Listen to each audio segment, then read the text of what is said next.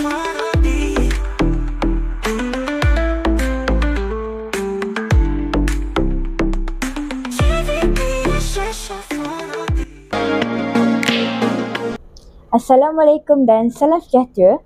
Selamat datang ke podcast Sembang Santai edisi khas sempena lawatan penanda aras daripada Sekolah Kebangsaan Kubang Kiat.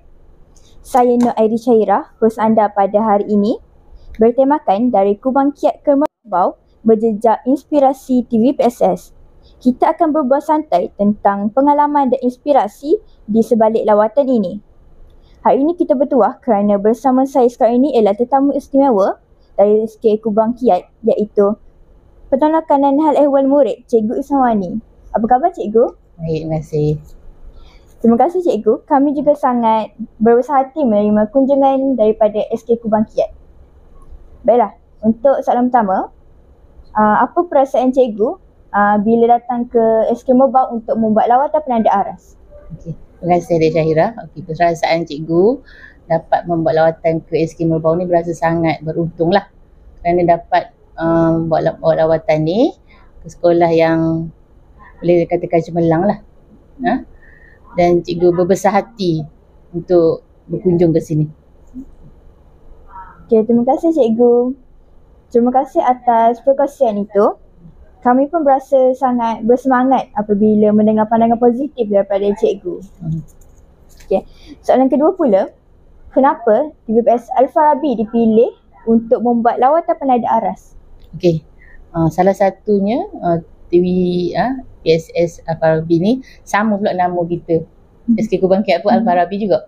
Okey, lokasi lawatan ni dipilih kerana kejayaan yang Cikgu tengok oleh TVPSS SK Merbau yang cemerlang dan sistematik. Sekolah ini juga menunjukkan inovasi dalam pengurusan media, penerbitan video serta penggunaan teknologi digital dalam PDPC. Yang di samping itu, SK Merbau boleh dijadikan contoh bagi memperkukuhkan pelaksanaan TVPSS bagi SK Kubang Kiat, insya-Allah. Terima kasih Cikgu atas penghargaan itu. Kami TVPS Al-Farabi akan cuba yang lebih baik pada masa yang akan datang, InsyaAllah. Okey, soalan terakhir, apa harapan Cikgu lepas membuat lawatan penanda aras ini?